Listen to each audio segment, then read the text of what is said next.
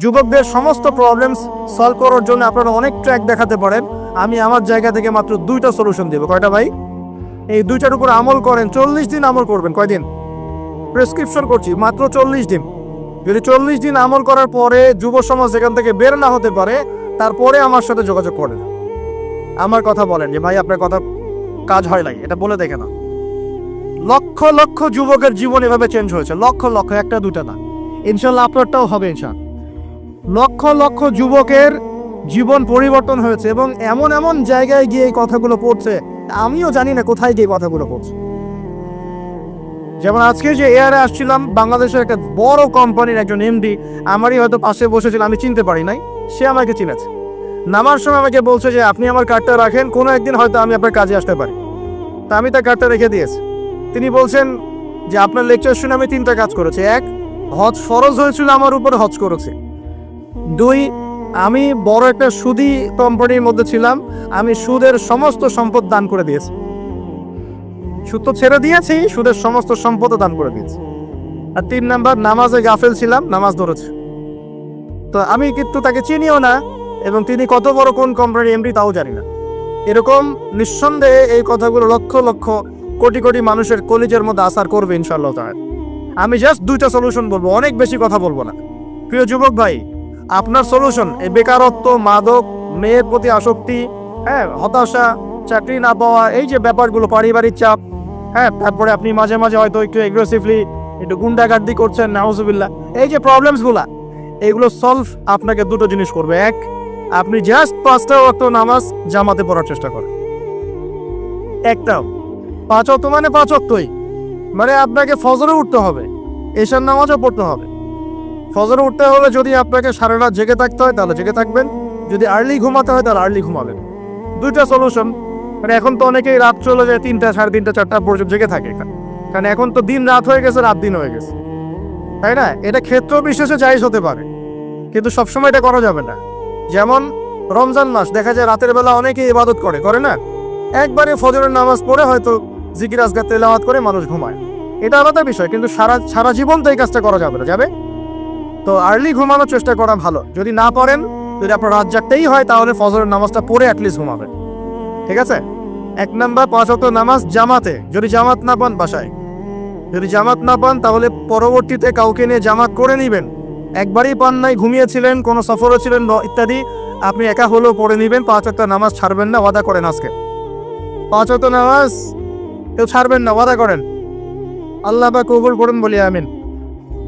এই নামাজ, ইন্না সালাতা তানহা আনিল ফাহশাই ওয়াল মুনকার, আল্লাহ পাক নিজে বলেছেন এই নামাজ সমস্ত পাপের কাছ থেকে তোমাকে দূরে রাখবে ইনশাআল্লাহ, ইনশাআল্লাহ। আর একটা কথা মনে রাখবেন, যে নবীর শান শওকত নিয়ে আমরা আলোচনা করেছি এবং করতে যাচ্ছি, রাসূলুল্লাহ সাল্লাল্লাহু আলাইহি ওয়াসাল্লাম মুমূর্ষু অবস্থায়, একদম মুমূর্ষু অবস্থায় উম্মতের জন্য যে নসিহতগুলো করেছেন, তার মধ্যে একটা হচ্ছে as-salat ওয়া মা মালাকাত আইমানুকুম, নামাজের ব্যাপারে যত্নবান হও এবং তোমাদের অধীনস্থদের ব্যাপারে যত্নবান হও। এই 2টা কথা।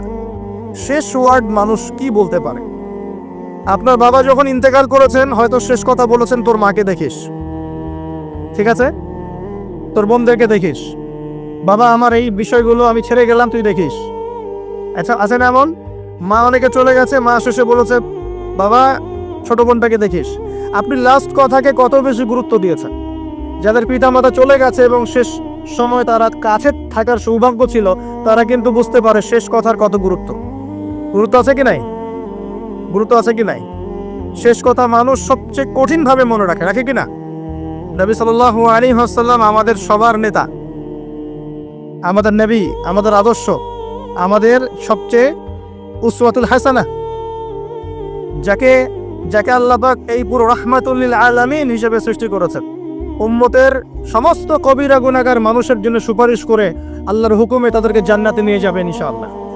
সবাই যখন নিজেকে নিয়ে ব্যস্ত থাকবে, তিনি তখন উম্মতকে নিয়ে ব্যস্ত থাকবেন ইনশাআল্লাহ। একটা হাদিসে তিনি উম্মতকে ভাইও বলে সম্বোধন করেছেন। কাশ আমি যদি আমার ভাইদেরকে দেখতে পেতাম, হাদিস তো সহিহ, কাশ আমি যদি আমার ভাইদেরকে দেখতে পেতাম। সাহাবীরা বলছেন আমরা কি আপনার ভাই নই? নবীজি বলছেন না, তোমরা না, তোমরা আমার সাহাবী। আমার ভাই তারা যারা আমার পরে আসবে, তোমাদের পরে আসবে, আমাকে না দেখেই ঈমান নিয়ে আসবে ইনশাআল্লাহ। এখানে কি আপন ভাই বোঝানো হচ্ছে? সেটা বোঝানো হচ্ছে না, এখানে বোঝানো হচ্ছে কাছের, আমার আত্মার সাথে সম্পর্ক ওদের। আমাকে না দেখেই তারা আমার প্রতি বিশ্বাস করবে ইনশাআল্লাহ। করবে কি না? আমরা কি দেখেছি নবীকে? এই মহান ব্যক্তিত্ব জীবনের শেষের দিকে আমাদেরকে নসিহত করেছেন, আসসালাত আসসালাত, নামাজ ধরে রাখো, নামাজ ধরে রাখো। বসেন। ওয়াম্মা মালাকাত আইমানুকুম, এবং তোমাদের অধীনস্থদের ব্যাপারে সতর্ক থাকো। অধীনস্থ মানে কি? অধীনস্থ মানে কি বলেন দেখি? আপনার স্ত্রী আপনার অধীনে থাকে? সন্তান সন্ততি অধীনে থাকে? থাকে না? থাকে। কোনো কোনো ক্ষেত্রে পিতা মাতাও কি আমাদের অধীনে থাকে না? মানে আমরা আর্ন করতে পারি, পিতা মাতা আর্ন করতে পারে না, উপার্জন করতে পারে না, পিতা মাতাকে চালানো লাগে না আপনাদেরকে অনেক সময়, হয় কি না? অধীনস্থ মানে আপনার আন্ডারে যে মানুষরা আছে, এই মানুষদের ব্যাপারে, তাদের হকের ব্যাপারে সতর্ক থাকবে। কে বলেছেন এটা? আচ্ছা, এখান থেকে নামাজের গুরুত্ব বুঝতে পারলাম কি? যুব সমাজের সলিউশন 1 নাম্বার, 5 ওয়াক্ত নামাজ জামাতে পড়ার চেষ্টা করবেন, আল্লাহ পাক তৌফিক এনায়েত করুন বলে আমিন। 2 নাম্বারটা হচ্ছে, আমার সামনে একটা কিতাব আছে, কিতাবটার নাম কি? সবাই পড়তে জানি ইনশাল্লাহ? কারা কারা পড়তে জানেন না অনেস্টলি হাত তোলেন দেখি। জানেন না? আপনারাই জানেন না? আচ্ছা ঠিক আছে, বসেন, শরমের কিছু নাই। যারা জানেন না ওয়াদা করেন যে আগামী রমজান মাসে, এই রমজান মাসের মধ্যেই কোরআন তিলাওয়াত করা শিখবো ইনশাআল্লাহ। বাঙালি একটা আবেগী জাতি, ওই যে বলি ইস্যু পাগল, মাঝে মাঝে ট্রল করে আর মাঝে মাঝে আবেগে ভাসে। আমাকে বলেন দেখি, আল কোরআনের আলো ঘরে ঘরে জালো, এই স্লোগান তুললেই বাংলার জমিনে একদম ইসলাম কায়েম হয়ে যাবে? কখন ইসলাম কায়েম হবে? যখন আল কোরআনের আলো ঘরে ঘরে জ্বলবে। কখন? যখন প্রত্যেকটা ঘরে ঘরে একটা করে কোরআনওয়ালা মানুষ থাকবে। প্রত্যেক ঘরে ঘরে কি একটা করে হাফেজ আছে? তৈরি করার চ্যালেঞ্জ গ্রহণ করতে হবে। বাংলার প্রতি ঘরে ঘরে একটা করে হাফেজ তৈরি হবে ইনশাআল্লাহ। এটা করলে কি আপনাকে সরকার বাধা দিবে? আপনার নিয়াত করে যদি আপনি সন্তানকে হাফেজ বানান, কেউ বাধা দিবে? কেউ চাপ দিবে? আমরা তো চতুর মুসলিম। কেমন চতুর মুসলিম? আমরা আমাদের সন্তানদের মধ্যে যারা বেশি ট্যালেন্টেড ওদেরকে দিব আগে জেনারেল লাইনে, আর যার একটু মাথা কম তাকে আমরা পাঠাই দিই মাদ্রাসায়, পাঠাই দিয়ে যে আবাসিকে রেখে দিই, থাকতো এখানে, ওকে এখানে পিটাই সোজা করবে। আপনাদের কি মনে হয় যে কোরআন সুন্নাহর জ্ঞানটা অর্জন করার জন্য মাথায় ঘিলুর দরকার নাই? এমনটা মনে হয়? কোরআন এবং সুন্নাহর জ্ঞান অর্জন করতে সবচেয়ে বেশি প্রজ্ঞা লাগে, সবচেয়ে বেশি মাথা কাটাতে হয়, সবচেয়ে ট্যালেন্টেড ছেলেটাকে দেয়া লাগতো কোরআন। আমরা উল্টা চলি। এই কারণে দেখা যায় যে কোরআন সুন্নাহ হাতে নিয়েও আমরা এখন ওয়ার্ল্ড অ্যাফেয়ার্সকে ডিল করতে পারছি না, আমরা ওয়ার্ল্ডকে চ্যালেঞ্জ করতে পারছি না। কেন? আল্লাহ রাব্বুল আলামিন আমাদের সবাইকে কোরআন শেখার তৌফিক দান করুন। আল কোরআনের আলো ঘরে ঘরে জ্বলবে তখনই যখন ইনশাআল্লাহ তাআলা আপনাদের প্রত্যেকের ঘরে একটা করে কোরআনওয়ালা মানুষ তৈরি হবে ইনশাআল্লাহ। পারা যাবে তো ইনশাআল্লাহ? নাকি কোরআন সুন্নাহ খালি আলেম ওলামাদের চর্চা করেই হবে?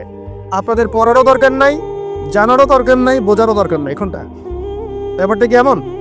কোরআন কি শুধু আল্লাহ পাক আলেমদের জন্য পাঠিয়েছে, নাকি শুধু মুসলিমদের জন্য পাঠিয়েছে, না পুরো মানব জাতির জন্য? পুরো মানব জাতির জন্য আল্লাহ কোরআন পাঠিয়েছে। ওয়াদা করা যাবে ইনশাআল্লাহ? যুব সমাজ ইনশাআল্লাহ আমরা কোরআন তেলাওয়াত তো শিখবই, অর্থ বুঝবো ইনশাআল্লাহ। রাজি আছি ইনশাআল্লাহ? এই রমজান মাসে আল কোরআন 1 খতম দিবেন ইনশাআল্লাহ। প্রত্যেকদিন 1 পারা করে তেলাওয়াত করার চেষ্টা করবেন, আল্লাহ তৌফিক দান করুন বলিয়া। আর যারা আমরা তেলাওয়াত করতে পারি, আমরা চেষ্টা করব আলিফ লাম মিম থেকে একদম মিনাল জিন্নাতি ওয়ান নাস পর্যন্ত অর্থ সহ পড়ার জন্য। পারবো তো ইনশাআল্লাহ? আল্লাহ তৌফিক দান করুন বলি আমিন। যেটা বলছিলাম, আইয়ামে জাহিলিয়াতে এই প্রবলেমসগুলো ছিল, আপনাকে আমি আস্তে আস্তে এখন মেরাজের দিকে নিয়ে যাচ্ছি। আইয়ামে জাহিলিয়াতের প্রবলেমস কি বললাম? 1 নাম্বার কি ছিল ভাই? শিরকের পাপ। 2 নাম্বার বলেন আমার সাথে, রিবা মানে সুদ। 3 নাম্বার মাদক, যেটা আমাদের সমাজে আছে কি নাই? 4 নাম্বার হচ্ছে মেয়েদের অবমাননা। নারী জাতিকে সেখানে খুব একটা মূল্যায়ন করা হতো না। আপনাদের কি মনে হয় এখন খুব মূল্যায়ন করা হয়? হ্যাঁ, এখন খুব মূল্যায়ন করা হয় না? এখন মূল্যায়ন করা হয় ঠিকই, কিন্তু তাদের দেহটাকে কিসে মূল্যায়ন করা হয়? এই দেহটাকেই মূল্যায়ন করা হয়, তাদের ডিগনিটি, তাদের সম্মানকে মূল্যায়ন করা হচ্ছে না। আমরা কত বড় ভণ্ড দেখবেন, নারী অধিকারের কথা বলি কিন্তু পতিতালয়গুলোকে বন্ধ করি না। আমরা যদি সত্যি তাদেরকে ভালোবেসে থাকি, তারা যদি আমাদের সমাজের অংশ হয়, আমাদেরই কারো মা, কারো বোন, কারো আত্মীয় হয়ে থাকে, তাহলে আমরা কি আমাদের অর্থ দিয়ে তাদেরকে কর্মসংস্থানের ব্যবস্থা করে দিতে পারতাম না? কয়জন এই কাজটা করেছে? কয়জন এই কাজটা করেছে বা করার হিম্মত দেখাচ্ছে? ওদেরকে রেখেও দিবে, তাদেরকে ভোগও করবে, করে আবার ওদের অধিকারের আন্দোলনও করবে। কত বড় ভণ্ড জাতি চিন্তা করবে। আমরা একটু নিয়োগ করতে পারি তো, আমরা আমাদের অর্থ সম্পদ থেকে আমরা প্রয়োজনে আমাদের পলিটিক্যাল পাওয়ার কাজে লাগিয়ে, আমাদের এখানে যারা অনেস্ট মেম্বার, চেয়ারম্যান, এমপি সাহেব থাকবেন, তাদের পলিটিক্যাল পাওয়ারটাকে কাজে লাগিয়ে আমরা আমাদের এলাকাগুলোর মধ্যে সমস্ত অনৈতিক কাজগুলো বন্ধ করে দিব স্যার। এবং ওই আমরা ভালো কোনো কর্মসংস্থানের ব্যবস্থা করে দিব। দেখবেন কোনোদিনও শেষের চাই এই পথে পা বাড়াবেন ইনশাআল্লাহ। কোনো মেয়ের কি এই কাজ করতে ভালো লাগে আপনার মনে হয়? কোনো মেয়ে চায় না যে সম্মান বিক্রি করে খেতে হবে, হয়তো পেটের দায়ে বা সামাজিক অন্ধকার জগতে পা বাড়িয়ে দালালের খপ্পরে পড়ে, বা এই যে নারী লিপ্সু কিছু পুরুষ মানুষের খপ্পরে পড়ে এই পথে চলে গেছে। এরা যদি আমাদের আত্মীয় হতো, আমাদের বংশে কেউ হতো, আমাদের কারো মা, কারো বোন, কারো স্ত্রী হতো, তাহলে কি আমরা সমাজে মুখ দেখাতে পারতাম? ইয়াজুজ আর মাজুজ সারা বিশ্বে ফাসাদ সৃষ্টি করবে। সূরা কাহফ পড়ে দেখেন, ইন্না ইয়াজুজ ওয়া মাজুজ মুফসিদুনা ফিল আরদ। ইয়াজুজ আর মাজুজ সারা পৃথিবীতে ফাসাদ, ফিতনা ছড়ায় দিবে। এরা কি সারা পৃথিবীতে ফিতনা ছড়ায় দেয় নাই? আমি কিন্তু বলছি না যে এরা ইয়াজুজ মাজুজ, আমি কিন্তু এই কথা বলি না। বলছি ইয়াজুজ মাজুজের চরিত্র এদের মধ্যে পাওয়া যায়। বিশ্বের প্রত্যেকটা জায়গায় ফাসাদ সৃষ্টি করে দিছে। কখন কোন দেশকে কোন দেশের সাথে লাগাই দেওয়া যাবে, কার মধ্যে ফিকশন লাগে অস্ত্র বিক্রি করা যাবে, কোথায় কোন খনি আছে দখল করা যাবে, কোথায় কোন মুসলিম আছে ওদেরকে বোম্বিং করা যাবে, কোথায় কারাগারে নিয়ে মুসলিমদেরকে টর্চার করা যাবে, শান্তিপূর্ণ মুসলিম কান্ট্রির মধ্যে কেমন করে জঙ্গি ইস্যু তৈরি করা যায়, সারাদিন এই ফিকির করে বেড়ায় মাথার মধ্যে। এখন সবকিছু বাদ দিয়ে এখন শিক্ষাক্ষেত্রেও মাথা ঢুকানোর চেষ্টা করছে। তো এখন দেখেন, আমরা কি পশ্চিমাদের দাসত্ব করব? আমাদের সামনে কোরআন সুন্নাহ নাই। আমরা যদি আমাদের মেধা, আমাদের ঐক্য, আমাদের সম্পদকে কাজে লাগাতে পারি, ওরা আমাদের দাসত্ব করবে ইনশাআল্লাহ। আপনাদের কি মনে হয় এগুলো শুধু স্লোগান দিচ্ছে? 1150 বছর, 1200 বছর এই বিশ্বটাকে মুসলিমরা শাসন করেছে। ইতিহাস পড়ে দেখেন না একটু। রাসূল সাল্লাল্লাহু আলাইহি ওয়াসাল্লামের নবুয়ত থেকে নিয়ে, এই মক্কা বিজয় থেকে নিয়ে প্রায় 1100-1200 বছর এই বিশ্বটাকে শাসন করেছে মুসলিমরা। এই ইতিহাসগুলো মুসলিম যুবকদেরকে কারা শিখাবে, কারা বলবে, কে মনে করাই দিবে? বিগত 100 বছরে আজকে আমাদের এই অবস্থা হয়েছে। কেন হয়েছে? এই যে বললাম, আমরা তাওহীদ থেকে সরে আসছি, সুন্নাত থেকে সরে আসছি, আমরা এখন মাদকের পিছনে ছুটছি, আমরা নামাজ ছেড়ে দিয়েছি, কোরআন ছেড়ে দিয়েছি। এই যে দেখেন কতজন মানুষ হাত তুললো যে কোরআন পড়তে পারে না, অথচ সাহাবীদের যুগে মনে হয় মশাল নিয়ে একজনকে খুঁজে পাওয়া যাবে না যে কোরআন পড়তে পারে না। ওই যে আপনার আন্দালুসের একটা ঘটনা আছে, বাদশাহ মেয়ের বিয়ে দিবে, এখন সবাইকে বলেছে যে আমি মেয়ের বিয়ে দিব, ছেলে খুঁজতেছি। এখন আমি চাই যে একজন হাফেজে কোরআন ছেলের সাথে আমার মেয়ের বিয়ে দিব।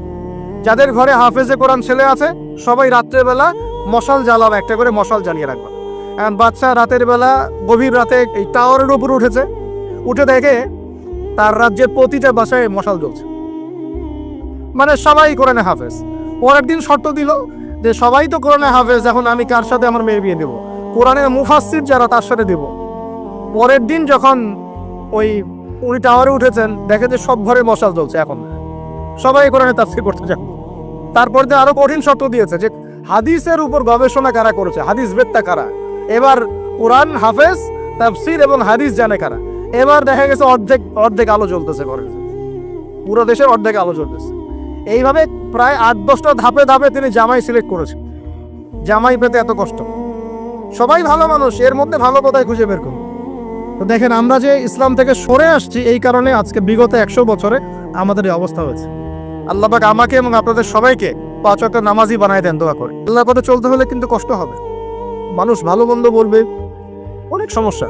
জান্নাতকে ঘেরা হয়েছে কষ্ট দিয়ে, আর জাহান্নামকে ঘেরা হয়েছে প্রবৃত্তির দাসত্ব দিয়ে। মন যাচাই তাই করেন নাম প্রবৃত্তি। মন চাচ্ছে মদ খাইলেন, মন চাচ্ছে জেনা করলেন, মন চাচ্ছে সুদ খাইলেন, আর মন যাচাই তা দিয়ে জাহান্নামকে ঘেরা হয়েছে। এবার নবীজি বলছেন, জাহান্নামে আমি উকি বেরো দেখেছি, জাহান্নামে দেখেছি বেশিরভাগ অধিবাসী, জাহান্নামের বেশিরভাগ মানুষ হচ্ছে উম্মতে মুহাম্মাদির নারী জাতি। বলেন নাউজুবিল্লাহ। এই নারী জাতি মানে আমার বোন, আপনার মা, আপনার স্ত্রী, আমার বোন, আমার মা, আমার স্ত্রী, আমাদেরই তো। নারী কি আমাদের বাইরে?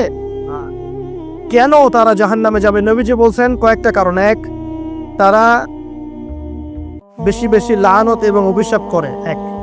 দুই, তারা এমন কিছু কাপড় পরে শেষ জামানায় বাইরে ঘুরবে যে কাপড়গুলো পরেও তারা নগ্ন থাকবে। দুই, অর্থাৎ বেপরদামির কারণে। তিন, তারা বুক পিঠ চাপড়ায় প্রলাপ বিলাপ করে, এটা একটা কারণ। চার, তারা স্বামীর সাথে কখনো কখনো কুফরি করে। কেমন? স্বামী সারা জীবন যদি তাদের ভরণ পোষণ ভালোবাসা দিয়ে যায়, কোনো একদিন যদি কোনো সমস্যা সৃষ্টি হয়, বলবে যে সারা জীবন তোমার কাছে কিছুই পাইলাম। এই সব কিছুর ঊর্ধ্বে একটা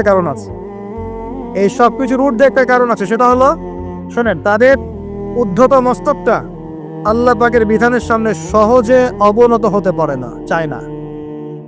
এগুলো কিন্তু সব মেয়েদের জন্য নয়, উম্মতে মুহাম্মাদির একটা অংশের মেয়েদের জন্য আল্লাহর নবী এইসব কথা বলেছেন। আবার এমনও মেয়ে আছে, শোনেন, এমনও মেয়ে আছে যারা ঈমান আমল টিকে রাখার জন্য না খেয়ে থাকতেও রাজি আছে। এমনও মেয়ে আছে, এমনও বহু দিনী মেয়ে আছে আমাদের সমাজে যারা ঈমান আমল ধরে রাখতে চায়, পরিবার তাকে রাখতে দেয় না। ফেরাউনের ঘরে থেকেও একজন মেয়ে জান্নাতে গিয়েছে কি না? গিয়েছে। অতএব আমরাও যে দুধে দেওয়া তুলসী পাতা এমন নই, আমাদের মধ্যে বহু খারাপই আছে। কিন্তু নবীজি এখানে স্পেশালি বলেছেন যে শেষ জামানার মেয়েরা, নিসাউন কাসিয়াতুন আরিয়া, যারা কাপড় পরে নগ্ন থাকবে, মহিলাতুন নামিলাত, যারা অন্যকে আকৃষ্ট করবে, অন্যের দিকে আকৃষ্ট হবে, এরা জান্নাতে যাবে না, জান্নাতের গন্ধও পাবে না। নবীজি বলেছেন, আমি জাহান্নামে দেখেছি বেশিরভাগ নারী জাতি। এখানে আমার মা, আমার বোন, আপনার মা, আপনার বোনের সতর্ক হওয়ার কি হেদায়েত আছে কি নাই? আর এই মেয়েদেরকে চালাই কি আমরা, না অন্য কেউ? আমরাই তো আমাদের পরিবারকে চালাই কি না? আমরাই তো খাওয়াই পড়ে নাকি? তাহলে আমাদের পরিবারের বোনেরা কি পর্দা করতে পারবে না, প্রতিষ্ঠা করতে পারবেন না? পরিবারের আমাদের মায়েরা, বোনেরা, স্ত্রীরা পর্দা করবে না? এই দায়িত্ব আমাদের না? পরিবারের কর্তা আমরা নই? আল্লাহকে আমাদেরকে জিজ্ঞাসা করবেন না? অতএব আমরাও যেন সতর্ক হয়ে যায়, আল্লাহ পাক তৌফিক দান করুন। এই জন্য বলি, বিয়ে করতে হলে আগে দিনদারিতা দেখবেন, তারপর বিয়ে করুন। দুনিয়াদারিতা দেখে বিয়ে করলে পরে পস্তাবেন। ছেলে মেয়ে উভয়ের প্রতি একই নসিহত, বিয়ে করতে যদি হয়, বিয়ে যদি করতেই হয়, তাহলে দিনদারিতা দেখে বিয়ে করুন। তারপর দেখবেন যে মেয়ের বংশ কেমন, সৌন্দর্য কেমন, এই সেই পরে দেখবেন। আগে দেখবেন দিনদারিতা ঠিক আছে কিনা। ছেলের ক্ষেত্রে একই বিধান। আগে দেখতে চান না কত বড় চাকরি করে, কত প্রপার্টিজ আছে, কত বড় বাড়ি, এগুলো পরে দেখবেন। আগে দেখবেন ছেলে নামাজ পড়ে কিনা, ছেলের মধ্যে সুন্নত আছে কিনা, এইগুলো আগে দেখবেন। এই বিয়ে নিয়ে প্রচুর জাহিলিয়াত সমাজে আছে, এই কারণেই পরিবারগুলো এখন ভেঙে যাচ্ছে। আল্লাহ পাক আমাদেরকে সুন্নাহ মেনে চলার তৌফিক দান করুন, বলি আমিন। নবীজি এখানে বলেছেন, আমি জাহান্নামে দেখেছি বেশিরভাগ অধিবাসী নারী জাতি। আমাদের বোনদেরকে রিকোয়েস্ট করব, সতর্ক হয়ে যান, আল্লাহর ওয়াস্তে সতর্ক হয়ে যান। কেন? শোনেন, কেন নবীজি বললেন, এই পয়েন্টটা একটু ভালো করে বোঝেন। কেন নবীজি এই উম্মতের মধ্যে বেশিরভাগ মেয়েকে জাহান্নামী বললেন? আপনি একটু চিন্তা করেন তো, এই উম্মতের মধ্যে কি এমন হয়েছে, এই উম্মতের মেয়েদের সাথে কি এমন হয়েছে যার ফলে মেয়েদেরকে আর ঘরে রাখা যায় না, সব বাইরে চলে আসতেছে? কি হয়েছে এই উম্মতের মেয়েদের সাথে? এই প্রবলেম তো আগে 200-500 বছর আগে ছিল না। 500 বছর আগে আপনি কি কোনো মেয়েকে দেখেছেন আমাদের মেয়েদের মতো বেপর্দায় সারা রাস্তাঘাট, গ্রামগঞ্জ, একদম অফিস আদালত, বাজার ঘাট সব ঘুরে বেড়াচ্ছে? দেখেছেন 500 বছর আগে, 300 বছর আগে, 200 বছর আগে? লাস্ট সমসাময়িক সময় কি এমন হলো যে মেয়েদেরকে আর ঘরে রাখা যায় না? আমি একটা শব্দ বলে দিই, বাসায় গিয়ে রিসার্চ করবেন, সব বলে দিব না। লাস্ট 100-200-300 বছরে একটা মুভমেন্ট, একটা আদর্শ ছড়িয়ে পড়েছে বিশ্বের বুকে, তার নাম হলো ফেমিনিস্ট রেভলিউশন। মনে থাকবে, ফেমিনিস্ট রেভলিউশন। এটা নিয়ে ঘাটাঘাটি করেন, বুঝতে পারবেন কেন জাহান্নামের বেশিরভাগ অধিবাসী জাহান্নামে যাবে, নারীরা কেন জাহান্নামে যাবে বেশি বেশি। এই মুভমেন্টটা নিয়ে পড়াশোনা করলেই বুঝতে পারবেন। আল্লাহ পাক আমাদেরকে বোঝার তৌফিক দান করুন, অন্তরের চোখ খোলার তৌফিক দান করুন। নবীজি আরো বলছেন, আমি জাহান্নামে গেলাম, জাহান্নাম আমাকে দেখানো হলো, এবং সেখানে আমি একজন ফেরেশতাকে দেখলাম। কি দেখলাম? এই ফেরেশতা আমাকে দেখে হাসে নাই। সবাই মনোযোগ দেন, মেরাজের রাতের সবাই নবী সাল্লাল্লাহু আলাইহি ওয়াসাল্লামের সাথে হাসি মুখে সাক্ষাৎ করেছেন, এই ফেরেশতা বাদ দিয়ে। নবীজি বললেন জিবরাইল আলাইহিস সালামকে, সে এত গম্ভীর কেন, তার চেহারা হাসি নাই কেন? জিবরাইল আলাইহিস সালাম বলছেন, যখন থেকে আল্লাহ পাক তাকে জাহান্নামের দায়িত্ব দিয়েছেন, যেদিন থেকে আল্লাহ পাক এই ফেরেশতাকে জাহান্নামের দায়িত্ব দিয়েছেন, ওই দিন থেকে তার চেহারার হাসি চলে গেছে। আর কিছু বলতে হবে? কেন হাসি চলে গেল? খুশিতে? জাহান্নামে আল্লাহ পাকের আযাব এবং এই আযাবের দায়িত্ব পালন করতে গিয়ে তার চেহারা থেকে হাসি চলে গেছে। নাউযুবিল্লাহ। নবীজি জানালেন তার নাম হচ্ছে মালিক। কি নাম? মালিক। আমরা দোয়া করি আমরা যেন তার সাক্ষাৎ না পাই, আমরা দোয়া করি আমরা যেন তার সাক্ষাৎ না পাই, আমিন। এবার নবী সাল্লাল্লাহু আলাইহি ওয়াসাল্লাম আসছেন, আসার সময় সুঘ্রাণ পাচ্ছেন, সুঘ্রাণ। ও একটা কথা বলি নাই, জান্নাতে তিনি যখন দেখলেন, সেখানে দেখলেন যে এখানে বেশিরভাগ অধিবাসী হচ্ছে এই উম্মতের গরিব মানুষরা। এই উম্মতে কারা? গরিব মানুষ, টাকা পয়সা কম, এত হিসাব কিতাব নাই, বাচ্চাটা নামাজ পড়ে, রোজা রাখে, সাধ্যমতো দান সাদকা করে, সত্য কথা বলে, জান্নাতে চলে যাবে ইনশাআল্লাহ। গরিবদের 500 বছর আগে, কত বছর আগে? তার মানে এই উম্মতের যদি কেউ গরিব হয়ে থাকি আমরা, কষ্টের কিছু আছে? ইনশাআল্লাহ কষ্টের কিছু নাই। তারপর নবীজি আসছেন, তিনি বলছেন যে আমি একটা মিষ্টি জান্নাতি সুঘ্রাণ পেলাম। আমি জিজ্ঞাসা করলাম এটা কোত্থেকে আসছে? তখন জিবরাইল আলাইহিস সালাম বললেন এই ঘ্রাণ আসছে ফেরাউনের মেয়ের চুল আঁচড়ে দিত একজন দাসী। হঠাৎ একদিন চিরুনি পড়ে গেল হাত থেকে, সে বিসমিল্লাহ বলে চিরুনি উঠিয়েছে, আর দাসী শুনে নিয়েছে বিসমিল্লাহ মানে, বিসমিল্লাহ মানে কি? আল্লাহর নামে মানে কি? তোমার কি ফেরাউন আমার বাবা ছাড়া আরো কোনো ইলাহা আছে নাকি? তখন সেই মহিলা বলেছিল হ্যাঁ, আমি এক আল্লাহর ইবাদত করি। ফেরাউনেরও রব হচ্ছে আমার আল্লাহ। এই অপরাধে তাকে ফেরাউন বড় আগুনের কুণ্ডলি খুঁড়ে তাকে ওখানে নামিয়ে দিয়েছিল, এবং তার 3টা কি 4টা বাচ্চা ছিল, এই সব বাচ্চাগুলোকে তার চোখের সামনে পুড়িয়ে মেরেছে। শেষে একটা বাচ্চা ছিল কোলের বাচ্চা, এই বাচ্চাকে নিয়ে সে লাফ দিবে, তাকে বাধ্য করা হচ্ছে, সে তো নিজে মরতে রাজি, কিন্তু বাচ্চাটা মায়া লাগবে না, সে বাচ্চাকে নিয়ে লাফ দিতে চাচ্ছে না। তখন আল্লাহ পাক ওই বাচ্চার জবানে আল্লাহর কুদরত, আল্লাহর মুজিজা চালু করে দিলেন। ওই বাচ্চা কথা বলা শুরু করল। ওই বাচ্চা বলল হে আম্মা ইসবিরি ইয়া উম্মা, হে আমার মা সবর করো। ফাইন্না মাউইদুনাল জান্নাহ, আমাদের জন্য আল্লাহ পাক জান্নাত রেখেছেন। আলহামদুলিল্লাহ, লাভ দিয়ে জান্নাত। ওই যে ফেরাউনের স্ত্রী বলা ঠিক না এখানে, ফেরাউনের ওই দাসী যে চুল আশ্রয় দিত, আসিয়া, যার নাম বলা হয় কোনো কোনো জায়গায় আসিয়া, এবং তার সন্তানদেরকে যেখানে দাফন করা হয়েছে ওখান থেকে জান্নাতের ঘ্রাণ আসছে। কে পেলেন এই ঘ্রাণ? রাসূলুল্লাহ সাল্লাল্লাহু আলাইহি ওয়াসাল্লাম। এবার তিনি চলে আসছেন, এসে কাবাগরের হাতিমে আবার এসে সেখানে আসলেন, এখানে বিমর্ষ মুখে বসে আছেন। কেন মন খারাপ? যে আমি যদি এই ঘটনা যদি কালকে এখন সকালে সবাইকে বলা শুরু করি, সবাই তো আমাকে এখন কি বলবে? মিথ্যাবাদী। এমনি তো মিথ্যাবাদী রোজ, এখন এই ঘটনা আবার বিশ্বাস করবে কি? এখন সকালবেলা আবু জাহেল আসছে, এসে বলছে যে কি নতুন কিছু ঘটনা ঘটছে নাকি, নতুন করে ঘটনা আছে নাকি? চিৎকারি করলো আর কি। রাসূল সাল্লাল্লাহু আলাইহি ওয়াসাল্লাম বলছেন আমি গতকালকে আকসা গিয়েছিলাম। এখন আবু জাহেল বলছে ও আচ্ছা চমৎকার, আকসায় গিয়েছিলে, তাই নাকি? আর কি করেছো? তো যে আমি এই ঘটনা ঘটেছে আমার সাথে। তখন সবাইকে সে ঢোল পিটায় নিয়ে আসবে, আরে আসো আসো, মুহাম্মদ কি বলে শোনো, দেখো কি বলে, তো পাগল হয়ে গেছে। নাউজুবিল্লাহ। বলছে আকসায় গিয়েছিল, বলো তো আকসায় কি কি আছে? সুবহানাল্লাহ, আল্লাহ রাব্বুল আলামিন এখন যেমন ভিডিও দেখি না আমরা, এইভাবে আল্লাহ রাব্বুল আলামিন মসজিদুল আকসাকে নবীর সামনে তুলে ধরলেন সামনে, এবং নবী সাল্লাল্লাহু আলাইহি ওয়াসাল্লাম দেখে দেখে বলছেন আকসায় কয়টা দরজা আছে, কয়টা জান্নাত আছে, পূর্ব দিকে কি আছে, পশ্চিম দিকে কি আছে, সিঁড়ি কয়টা, সব বলে দিলেন নশাদ। এরপর আবু বকর সিদ্দিকের সামনে একজন কাফের গিয়ে বলছে জানো মুহাম্মদ কি বলেছে? মুহাম্মদ এই কথা বলেছে। আবু বকর সিদ্দিক তখন বলছেন যে আমি তো এর চাইতেও কঠিন কথা বিশ্বাস করি। এখন এর মাঝখানে আর কয়েকটা কথা হয়েছে, আমাদের নবী পরে হাদিসে জানিয়েছেন, এগুলো বলে শেষ করছে। নবীজি বলছেন আমি যখন মেরাজের রাতে গিয়েছি আমাকে আল্লাহ পাক কিছু আযাব দেখিয়েছেন। কি দেখেছেন ভাই? আমরা দোয়া করি আল্লাহ পাক এই আযাবগুলো থেকে আমাদেরকে বাঁচান, এবং যে পাপের কারণে এই আযাব হয় সে পাপ থেকে আমাদেরকে বাঁচান। বলেন আমিন। আর একটা কথা বলে রাখি, যেহেতু নবীকে এই আযাবগুলো দেখানো হয়েছে, অন্য কোনো নবীকে কিন্তু দেখানো হয় নাই। কাকে দেখানো হয়েছে? আমাদের নবীকে। তার মানে এই পাপগুলো এবং এই আযাব আমাদের উম্মতের মধ্যেই বেশি থাকবে। বুঝতে পারছেন না মনে হয়? এই আযাব এবং পাপগুলো কি অন্য কোনো নবীকে দেখানো হয়েছে?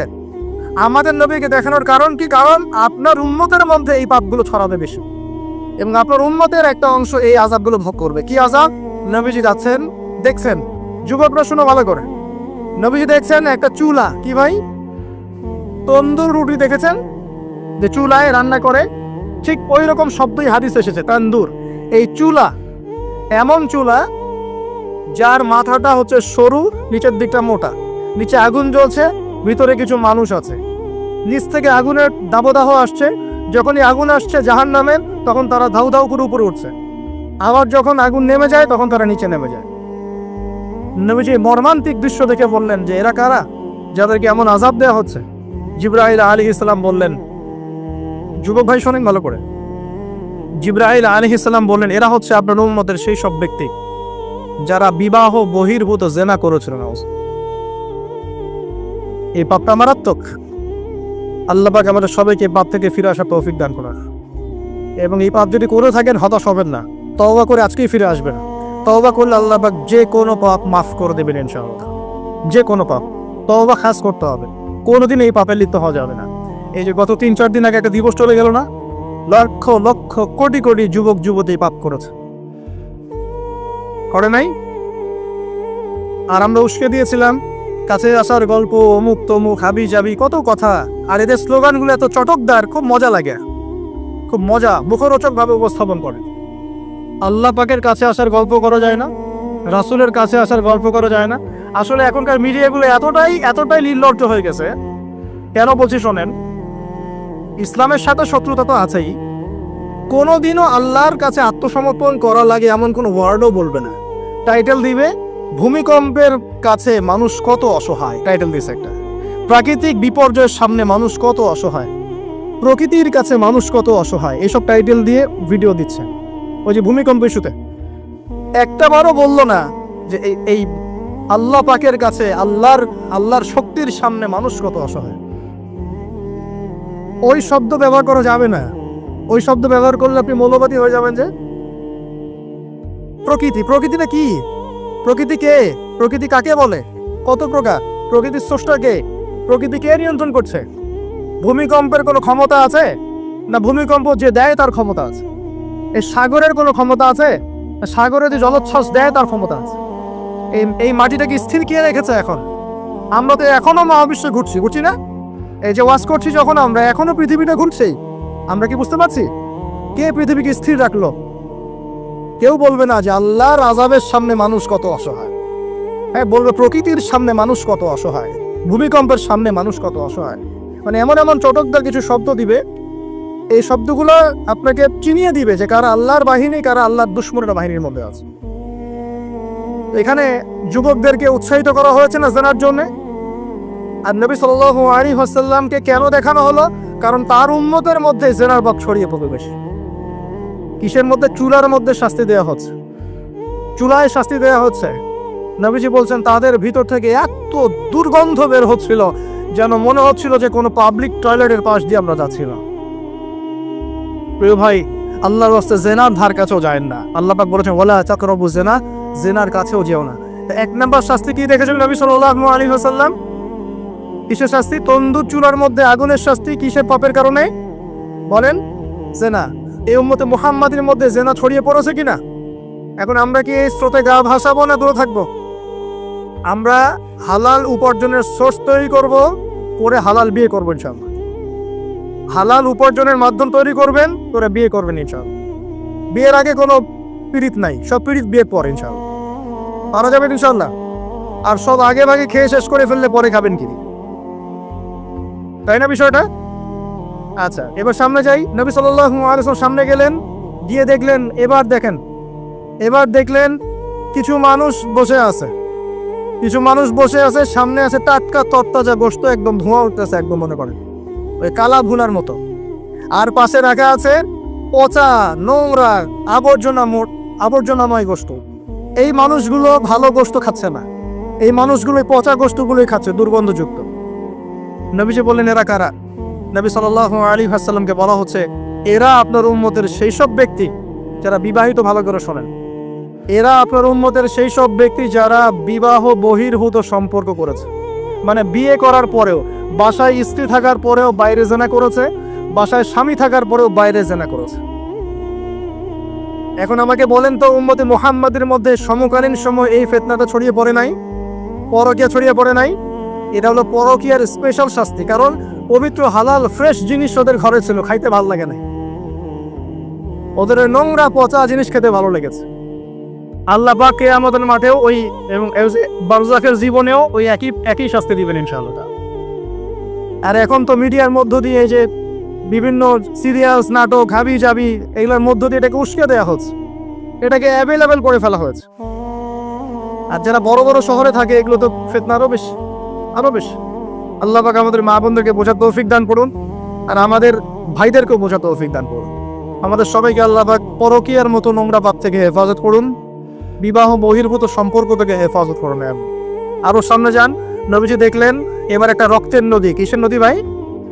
প্রশ্ন করবো কেন রক্তের নদী, উত্তর দিতে হবে। ওই রক্তের নদীতে আল্লাহ পাক কিছু মানুষকে রেখেছেন, ফেরেশতারা পাথর দিয়ে তাদের মাথা ফাটিয়ে দিচ্ছে, পাথর ছিটকে অন্য জায়গায় চলে যাচ্ছে, পাথর নিয়ে আসার মুহূর্তের মধ্যেই মাথা আবার জোড়া লেগে যাচ্ছে, আবার পাথর দিয়ে মাথা ফাটিয়ে দেওয়া হচ্ছে, আবার পাথর ছিটকে চলে যাচ্ছে। নবীজি জিজ্ঞাসা করলেন এরা কারা যাদেরকে শাস্তি দেওয়া হচ্ছে?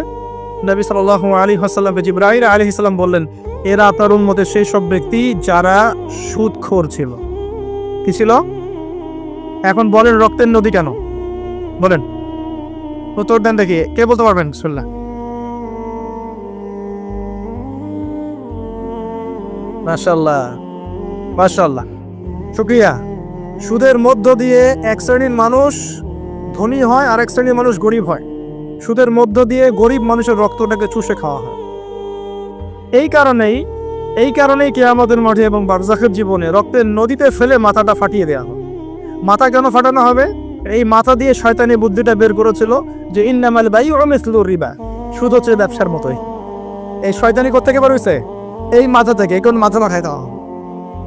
আল্লাহ তাকে শাস্তি খুব নিপুণ। আমি চিন্তা করার চেষ্টা করেছিলাম আজকে কেন এই শাস্তিগুলো এইভাবে আসবে। আল্লাহু আ'লাম বিসওয়াব, আল্লাহ ভালো জানেন, তবে আমাদের কাছে এটা মনে হয়। এরপর সামনে যান, এই পাপের কারণে আরো কিছু মানুষকে শাস্তি পেতে দেখা গেছে। নবীজি দেখেছেন আরো এক শ্রেণীর মানুষ যাদের পেটটা ফুলে আছে। প্রাসাদ দেখেছেন, অট্টালিকার মতো পেটটা ফুলে আছে, ভিতরে সাপ কিলবিল করছে। না না না না না, নবীজিকে জিজ্ঞেস করলেন এরা কারা? এই হাদিসেও আছে এরা ছিল আপনার উম্মতের সুদখোর ব্যক্তিরা, পেটের ভেতর সাপ কিলবিল করছে। আরেকটা জায়গায় তিনটা দেখা গেছে সুদখোরের শাস্তি। কয়টা ভাই? তিনটা। একটা দেখলাম রক্তের নদীতে মাথা ফাটানো, আরেকটা হচ্ছে পেটের মধ্যে সাপ কিলবিল করছে, আরেকটা হচ্ছে দেখলেন কিছু মানুষ পানিতে হামাগুড়ি দিচ্ছে এবং পাথর খাচ্ছে। কি খাচ্ছে ভাই? পাথর।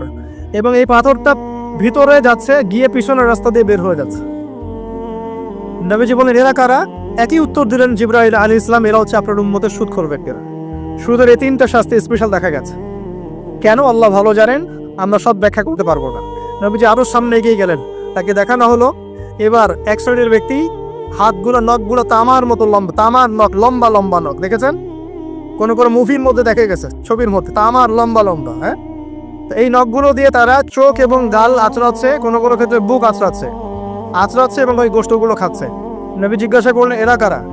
নবীজিকে বলা হচ্ছে এরা আপনার উম্মতের সেই সব ব্যক্তি যারা বেশি বেশি গীবত করত এবং অন্যের নামে মিথ্যা অপবাদ ছড়াতো।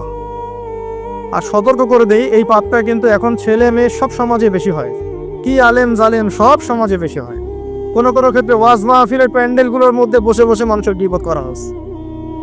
এবং এই অনলাইনের ফেসবুক আর ইউটিউবের যে কন্টেন্টের যুগগুলো চলছে, এখানে কারণ থাক না থাক মানুষের গীবত প্রচুর হচ্ছে, কোনো কারণে হোক অকারণে হোক। সতর্ক হয়ে যাবেন, আপনার দ্বারা আমার দ্বারা যদি কারো গীবত হয় তা আমার নখ দিয়ে গাল আশ্রাতে হবে কিয়ামতের মাঠে। আল্লাহ পাক বাঁচাক, আমাদের হেফাজত করবে।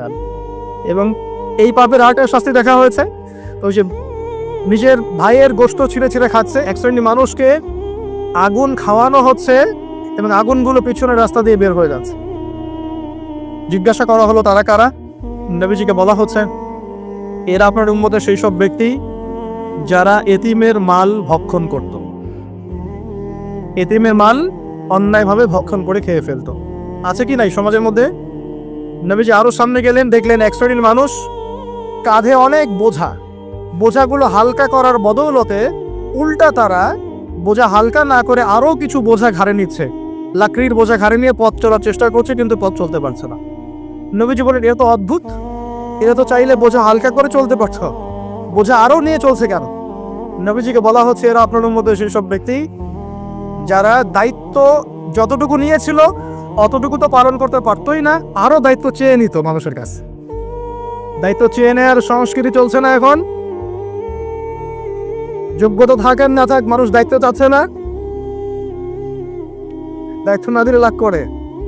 যোগ্যতা থাক না থাক, মানুষকে দায়িত্ব চেয়ে নিচ্ছে কিনা। দায়িত্ব নেওয়াটা বড় কথা নয়, পালন করাটা বড় কথা। না করতে পারলে এই শাস্তি ভোগ করতে হবে। আল্লাহ পাক আমাদের সবাইকে হেফাজত করুন, আমিন। এবার সামনে গেলেন, দেখলেন এবার তো মুশকিল। সামনে গিয়ে দেখলেন এক শ্রেণীর মানুষ, কয়েকটা মানুষ না, এক শ্রেণীর মানুষ, যাদের জিহ্বাগুলোকে, ঠোঁট আর জিহ্বাগুলোকে আগুনের কেচি দিয়ে কেটে ফেলা হচ্ছে। নবীজি বললেন, এরা কারা? রাসূল সাল্লাল্লাহু আলাইহি ওয়াসাল্লামকে বলা হচ্ছে, এরা আপনার উম্মতের সেই সব ব্যক্তি যারা ছিল ওয়াইজ বক্তা, আলেম ওয়াইজ বক্তা, যারা মানুষের সামনে দ্বীনের কথা বলতো কিন্তু নিজেরাই সেই দ্বীনের প্রতি আমল করত। আল্লাহ রাব্বুল আলামিন আমাকে এবং আপনাদের সবাইকে এই মর্মান্তিক শাস্তি থেকে বাঁচান। যা বলবো তার উপর আমল করা তৌফিক দান করুন, যা জানবো তার উপর আমল করা তৌফিক দান করুন। যা বলি আমল করি না সেটা প্রয়োজনে বলার দরকার নাই, এটা আমল করি না সেটা প্রয়োজনে বলার দরকার নাই। আল্লাহ পাক আমাদেরকে রাসূলের সুন্নাহ মাফিক দাওয়াতি কাজ করার তৌফিক দান করুন এবং এই শ্রেণীর বক্তার অন্তর্ভুক্ত হওয়া থেকে আল্লাহ পাক আমাদেরকে বাঁচান। এইভাবে তিনি আরো বেশ কিছু শাস্তি দেখলেন, তারপর তাকে ফিরিয়ে আনা হলো। এই মেরাজের ঘটনা দুটো শেষ হলো। এখন এই পুরো মেরাজের ঘটনা আমরা শিখলাম রাসূলুল্লাহ সাল্লাল্লাহু আলাইহি ওয়াসাল্লামের এই মেরাজ উম্মতে মুহাম্মাদের জন্য খাস কি না, আমাদের জন্য খাস কি না? এরকম ঘটনা কি বিশ্বে আর কোথাও ঘটেছে? এই পুরো হিস্ট্রির মধ্যে কি এরকম ঘটনা কখনো ঘটেছে? অন্য কোন নবীর সাথে ঘটেছে? অন্য কোন উম্মতের সাক্ষী আছে? আমরা সাক্ষী আছি, আমাদের নবীর সাথে ঘটেছে। আমাদের নবীর ক্ষেত্রে জীবনে এই বিস্ময়কর ঘটনা একবার ঘটেছে। আল্লাহ পাক কি কোনো নবীকে তার কাছে নিয়ে ওহী করেছেন? আসুন এই মেরাজে যে বিষয়গুলো আমরা শিখলাম, আমরা সবাই এর উপর আমল করার চেষ্টা করি। আল্লাহ পাক তৌফিক দান করুন। আইয়ামে জাহিলিয়াতের মানুষরা যে আল্লাহকে বিশ্বাস করতো না, বিষয়টা এমন না। আইয়ামে জাহিলিয়াতের মানুষরা আল্লাহকে ঠিকই বিশ্বাস করত, কিন্তু আল্লাহকে পাওয়ার জন্য ওসিলা পূজা করত, মাধ্যম পূজা করত। আমি একটা দলিল দিচ্ছি যে আইয়ামে জাহিলিয়াতের মানুষরাও যে আল্লাহকে বিশ্বাস করত, তার সবচেয়ে বড় দলিল হচ্ছে আবু জেহেল নিজেই। আবু জেহেলের নাম শুনেছেন তো? আবু জেহেলকে এই উম্মতের কি বলা হয়? কে বলতে পারবেন? আবু জেহেলকে এই উম্মতের কি বলা হয়? ওয়াজ কি খালি শুনলেই হবে নাকি একটু ধরে রাখতে হবে? কি বলা হয়? আইয়ামে জাহিলিয়াত একটা প্রবাদ ছিল, আবু জেহেলকে বলা হতো আবুল হাকাম, মানে জ্ঞানের পিতা। কিসের পিতা? জ্ঞানের পিতা। কিন্তু ইসলাম আসার পরে যখন সে ইসলাম কবুল করে নাই এবং সত্যকে চিনেও প্রত্যাখ্যান করেছে, তখন নবী সাল্লাল্লাহু আলাইহি ওয়াসাল্লাম বলেছিলেন আবু জেহেল হচ্ছে এই উম্মতের ফেরাউন। কে? ফেরাউনের নাম শুনেছেন কিনা? ফেরাউন কে ছিল? এই বিশ্বের সবচেয়ে প্রতাপশালী শাসক। সে কি ভালো ছিল না জালেম ছিল? ক্ষমতা চিরদিন থাকে না? থাকে না? থাকে। ফেরাউনের চেয়ে শক্তিধর ওই সময়ে বিশ্বের কেউ ছিল? আজকে ফেরাউনের কোনো অস্তিত্ব আছে? আছে, তার লাশটা পড়ে আছে। তার লাশটা আছে না? 1897 সালে তার লাশটা আবিষ্কৃত হয়েছে। কত সালে? 1897 সালের দিকে তার লাশটাকে আল্লাহ পাক শুটকি বানিয়ে রেখে দিয়েছেন। কেন রেখেছেন এই দলিলটাও কোরআনে আছে। ওই যে বললাম কোরআন সবকিছুর ব্যাখ্যা করেছে। ফেরাউনের লাশ কেন সংরক্ষণ করা হয়েছে এর দলিলও কোরআনে আছে। আল্লাহ বলেছেন যাতে করে তুমি, আজ আমি তোমার এই দেহটাকে সংরক্ষণ করব, যাতে করে তোমাকে পরবর্তীদের জন্য নিদর্শন রূপে রাখা যায়। তাহলে ফেরাউন কাদের জন্য নিদর্শন হয়ে আছে? ফেরাউনের পরে যারা জালেম হিসেবে আসবে পৃথিবীতে, সেই জালেমদের জন্য ফেরাউনের লাশটা নিদর্শন হয়ে আছে। কিন্তু মানুষ নিদর্শন গ্রহণ করতে রাজি না, মানুষ শিক্ষা গ্রহণ করতে রাজি নয়। ফেরাউন কি আম কোনো ব্যক্তি ছিলেন না শাসক ছিলেন? তাহলে আম ব্যক্তিদের জন্য তিনি যতটা না বড় নিদর্শন, শাসকদের জন্য বড় নিদর্শন। যারাই পৃথিবীতে শাসন ক্ষমতার বলে জুলুম করবে, তাদের জন্য ফেরাউন একটা নিদর্শন হয়ে থাকবে কিয়ামত পর্যন্ত। থাকবে কিনা? লিতাকুনা লিমান খালফাকা আয়া, আল্লাহ বলেছেন যাতে করে তুমি পরবর্তীদের জন্য নিদর্শন হতে পারো, এই কারণে তোমার লাশটাকে আমি সংরক্ষণ করেছি। আল্লাহ পাক এটাও বলেছেন কিন্তু বেশিরভাগ মানুষই আমার নিদর্শন সম্পর্কে গাফেল। বাস্তবতা তাই নয় কি? আচ্ছা, এখন ফেরাউনদের মতো বড় বড় জালেম নাই সারা বিশ্বে? তাদের জন্য নিদর্শন না শিক্ষা না? এটা শিক্ষা। দেখুন আবু জেহেলকেও এই উম্মতের ফেরাউন বলা হতো। কেন? কারণ সে সত্যকে চিনেও প্রত্যাখ্যান করেছে। তাকে বদরের যুদ্ধে হত্যা করা হয়েছে। দুইজন ছোট ছোট কিশোর তাকে হত্যা করেছেন, দুইজন মুয়াজ। দুইজন কি? এই মুয়াজ নাম জানতেন? মুয়াজ নাম বরকতময় নাম। দুই মুয়াজ, সিরাতের গ্রন্থ পড়ে দেখবেন, আর রাহিকুল মাখতুম। দুইজন মুয়াজ, ছোট ছোট বাচ্চা যাদের বয়স 10 থেকে 15-র মধ্যে, 10 থেকে 15। এই দুই ভাই মিলে আবু জেহেলকে হত্যা করেছে। সুবহানাল্লাহ। এরপর আব্দুল্লাহ বিন মাসউদ রাদিয়াল্লাহু আনহু, তিনি তার গর্দানটা কেটে রাসূলের সামনে উপস্থাপন করেছিলেন। সুবহানাল্লাহ। ওই গর্দান দেখে নবী সাল্লাল্লাহু আলাইহি ওয়াসাল্লাম বলেছিলেন যে এই হচ্ছে এই উম্মতের ফেরাউন। আবু জেহেলকে এই উম্মতের বলেন ফেরাউন। এখন আবু জেহেলের দলিল কি দিচ্ছি? আবু জেহেল যখন বদরের যুদ্ধ করতে গিয়েছিল, তখন সে আগে যুদ্ধের মাঠে যায় নাই, সে আগে গিয়েছে কাবা ঘরে। কোথায় গিয়েছে? কাবা ঘর তখনও ছিল কি না? কাবা ঘর তখনও ছিল, এবং মানুষ তখনও হজ করত। বলতে পারেন যে কিরকম করে হজ করত? সেই হজের সিস্টেম আর আমাদের সিস্টেম এক ছিল না। তারা দাবি করত যে তারা ইব্রাহিম আলাইহিস সালামের সুন্নাহ ফলো করছে, তারা দাবি করত। এই দাবির উপর ভিত্তি করে তারা কাবা ঘরের ভিতরে 360টা মূর্তি ঢুকিয়েছিল। কয়টা? 360টা। এই মূর্তিগুলোর মধ্যে ইব্রাহিম আলাইহিস সালামের মূর্তিও ছিল, ইসমাইল আলাইহিস সালামের মূর্তিও ছিল। আসলে তারা তো আর জানতো না তারা কেমন দেখতে। তারা কি জানতো? একটা কাল্পনিক স্ট্যাচু তারা গঠন করেছিল এবং তার কাছে তারা সাজদা করত। তাদের ধারণা ছিল ইব্রাহিম আলাইহিস সালাম তো ভালো মানুষ না, তার কাছে চাইলেই আল্লাহর কাছে চাওয়া হবে। এমনটা আমাদের এখানে অনেকে মানুষের আকীদা আছে না, যে অনেক কবরে চলে গেছে মানুষ, তাদের আকীদা হচ্ছে এই মানুষ অনেক বুজুর্গ ছিল, তার কাছে চাইলেই আল্লাহর কাছে চাওয়া হয়। আকীদা একই কি না? এগুলো শিরকি আকীদা। চাবেন কার কাছে? সরাসরি কার কাছে? আল্লাহর কাছে। কিসের ওসিলায় চাবেন? নিজের নেক আমলের ওসিলায় চাবেন, আল্লাহ পাকে তাওহীদের ওসিলায় চাবেন, আল্লাহ পাকে আসমাউল হুসনার ওসিলায় চাবেন, আল্লাহ পাকে সিফত নাম এগুলোর ওসিলায় চাবেন। ইনশাআল্লাহ আল্লাহ পাক আপনার দোয়া কবুল করবেন। আল্লাহ পাক আমাদের সবার দোয়াগুলো কবুল করুন বলে আমিন। এখন আবু জেহেল কাবা ঘরে গিয়ে কি করেছে? আবু জেহেল কাবা ঘরে গিয়ে আল্লাহকে বলছিল, আল্লাহুম্মা, ভালো করে শোনেন, আল্লাহুম্মা, হে আল্লাহ, ইন কুনতা তাআলাম, হে আল্লাহ আপনি যদি জানেন, আন্না মুহাম্মাদান আলাল হক, যে মুহাম্মদ সাল্লাল্লাহু আলাইহি ওয়াসাল্লাম সত্যের উপরে আছে, ফানসুরহু, তাহলে তাকেই সাহায্য করেন। কে দোয়া করছে এটা? কে দোয়া করছে? আচ্ছা, আবার বলছে, আল্লাহুম্মা, হে আল্লাহ, ইন কুনতা তাআলাম, আপনি যদি জানেন, আন্না নাহনুল কুরাইশ আলাল হক, আমরা কুরাইশরা সত্যের উপরে আছি, ফানসুরনা, তাহলে আমাদেরকে সাহায্য করেন। কে দোয়া করছে? এখন বলেন তো, আবু জেহেল আল্লাহ বিশ্বাস করে কিনা? আল্লাহ বলে যে একজন আছে, আবু জেহেল বিশ্বাস করে কিনা? তারপরে কেন সে মুশরিক হলো? কেন উম্মতের ফেরাউন হলো? কি কারণ? কারণ আল্লাহকে বিশ্বাস করা যথেষ্ট নয় যতক্ষণ না আপনি আল্লাহর বিধানের আনুগত্য করছেন। কথা কি বুঝতে পারছেন? আল্লাহর বিধানের আনুগত্য করার পরে আমি মুসলিম হচ্ছি। আল্লাহ পাকের বিধানের সামনে আত্মসমর্পণ করার মধ্য দিয়ে আমি কি হচ্ছি? মুসলিম হচ্ছি। যারা হিন্দু ভাই, তারা কি বিশ্বাস করে না একজন ঈশ্বর আছে? জিজ্ঞাসা করে দেখেন, বিশ্বাস করে না?